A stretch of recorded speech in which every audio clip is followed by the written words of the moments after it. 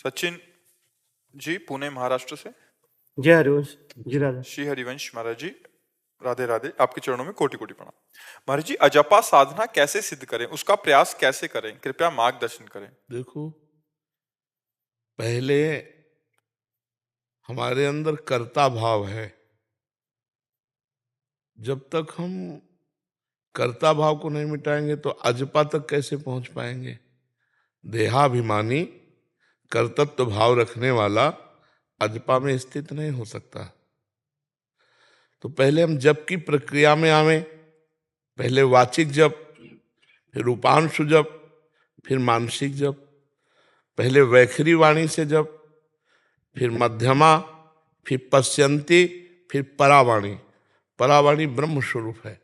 जैसे दिल धड़कता है, हम धड़काते नहीं, ऐसे ही वो स्वयं स्फुरित होता है। रोम रोम रग रग आनंद से प्रफुल्लित होकर इष्टाकार वृत्ति और चल रहा है। ये सिद्ध पुरुष का लक्षण होता है। पहले वैखरी जो हम बोल रहे हैं, राधा राधा राधा, कृष्ण कृष्ण, नारायण नारायण नारायण, हरि हरि, जो भी। फिर उपांशु, जिह्वा का अग्रभाग तालू के पास लगा हो, नाम चल रहा हो, इसे उपांशु कहते हैं। फिर मानसिक चल रहा अंदर, अब ये निरंतर चले, अव्यावृत भजनात्, अखंड भजन, तब वो वृत्ति भगवदाकार हो जाती है। जब सोहमस्मिति वृत्ति अखंडा, जब वृत्ति भगवत स्वरूप हो गई, अब अजपा जाप होता है। पहले प्रयास, वो बिना प्रयास के होता है। पहले साधना वो सिद्ध अवस्था होती है। अजपा जाप चलने का मतलब है सिद्ध पुरुष, देहाभिमान गलित हो चुका है, कोई विषय आकांक्षा नहीं रह गई, कोई जागतिक कामना मान प्रतिष्ठा कुछ नहीं रह गया। एकमात्र प्रभु जो ममता रहित है, अहंकार रहित है, निर्ममो निरहंकारा, वो परमात्मा स्वरूप अजपा जाप में प्रवेश पा जाता है। तो जो गुरु ने दिया वही निरंतर चलने लगे, उसे अजपा जाप कहते हैं। मैं जप नहीं रहा हूं, अजपा और जाप हो रहा है। हम केवल देख रहे हैं, सुन रहे हैं, साक्षी मात्र हैं, वो हो रहा है, उसे अजपा जाप कहते हैं। तो पहले कर्ता भाव में आओ, क्योंकि कर्ता भाव में हो, पहले करो, फिर होने लगेगा। साधक को करना पड़ता है, सिद्ध का स्वतः होता है। समझ रहे हैं आप? तो पहले प्रयासरत रहो। राम कृष्ण हरि जो नाम प्रिय है, पहले जिह्वा से रटो, फिर उसको उपांशु में लाओ, फिर उसे मानसिक में लाओ, मानसिक से फिर वो रोम रोम रग रग में फैल जाता है।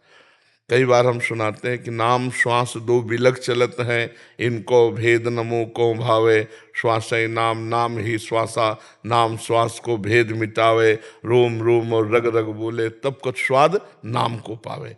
तो वो जो स्वाद मिल गया ना, भगवदाकार वृत्ति। जैसे सोते हुए पुरुष में जपने की क्षमता नहीं होती, क्योंकि सुषुप्ति में ज्ञान नहीं रहता। लेकिन अभ्यासी जो महापुरुष हैं, जिनका नाम में अभ्यास है, सोवत हु रसना रटे राधा कृष्ण सुनाम। श्री रघुनाथ दास गोस्वामी जी राधा कुंड में वो सो रहे, पर उनके श्रीमुख से निकल रहा राधा कृष्ण राधा कृष्ण राधा कृष्ण राधा कृष्ण। ऐसे ही बहुत से महान सन्यासी जनों को जो सिद्ध महापुरुष हुए, ओम ओम ओम ओम, श्वास श्वास। तो जब अतिशय रगड़ करे जो कोई, तो अनल प्रगट चंदन ते होई। चंदन को भी घर्षण करे तो अग्नि पैदा हो जाए। तो जब हम नाम जप करते हैं तो हमें दिव्य शक्ति आ जाती है, वो स्वतः भगवान नाम चलने लगता है, रोम रोम आनंद से प्रफुल्लित रहता है। तो वो वृत्ति पहले आने के लिए हम हर श्वास में अधिक से अधिक नाम जपने का प्रयास करें। मन ऐसे थोड़ी जपने लगता है, जब निर्वासनिक मन होता है तब वो नाम जपने लगता है। अभी तो हमें बिना मन के भी जपना पड़ेगा, लड़ाई लड़नी पड़ेगी। तो हम जपे नाम और हमारा मन कर रहा है विषय चिंतन। जब नाम हम जपे और मन भी जपे, नहीं कर में माला फिरे और जिह्वा, हाँ, और मनुआ जगत में सो तो सुमिरन ना है। सही सुमिरन तो तब होगा जब हाथ का माला छूट जाए और मन के माला से चल रहा है। हमें गणना से मतलब नहीं, कर का माला डाल दे और मन का माला फेर है। तो अब लड़ाई तो बहुत जोर की है, कहने में तो सरल है, 4 शब्दों में कह दिया, लेकिन करके देखो, युद्ध बहुत बड़ा है। मन घसीटेगा विषयों की तरफ, मन को ये अच्छा ही नहीं लगेगा नाम जप करना। धीरे धीरे उसे जबरदस्ती जपाते जपाते, फिर वो जैसे जब बिल्कुल भजन नहीं करते थे तब देखो, और आज जब भजन करने लगे हो तो मन लगने लगा ना, 10 मिनट 20 मिनट आधा घंटा लगने लगा ना, 24 घंटे में अगर 10 मिनट भी मन लगने लगा है तो हमने अपने दुश्मन पर कब्जा कर लिया है।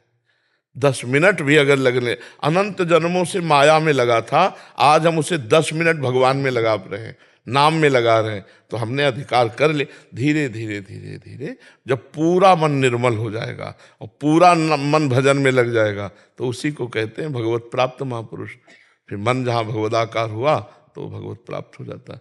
फिर तो उसका रोम रोम जब देखो, महाराष्ट्र के ऐसे संत हुए श्री तुकाराम जी, जहाँ चरण रख देते समझो वो भूमि से निकलता था विट्ठल विट्ठल विट्ठल। जनाबाई जी कंडा जो थापती थी, उनके कंडे को कान में लगा के सुनो तो निकलेगा विट्ठल विट्ठल विट्ठल। और चोखा मेला जी की हड्डियों से निकलता था विट्ठल विट्ठल विट्ठल। ये इतना नाम जप किए कि रोम रोम नस नाड़ियां त्वचा मांस हड्डी सब नाम में हो गए, सब नाम में हो गए। अभी तो हमारी जिह्वा नहीं पवित्र हुई है, गंदी बातें बोलने में, अश्लील संभाषण करने में तो कोई हिचक नहीं, प्रपंच की बातें करने में कोई हिचक नहीं। यहाँ से संभालना शुरू करें। जिह्वा में 2 इंद्रियां हैं, एक है वाक इंद्री और एक है रसेंद्री। रसेंद्री को भगवान का प्रसाद पवावे भोग लगाकर, जो भोग नहीं लगता वो चीजें प्याज लहसुन मांस मछली सब नहीं खाना चाहिए, तब रसेंद्री पवित्र होती है जब भगवान को अर्पित करके प्रसाद पाया जाता है। और वाकेंद्री जब केवल नियम ले लेके भगवत चर्चा करेंगे या दूसरे की हित चर्चा करेंगे, प्रपंच और गंदी बातें नहीं बोलेंगे, तो वाकेंद्री एक एक इंद्री पवित्र हो जाए, अभी जपा जप चलने लगेगा नहीं। हाँ,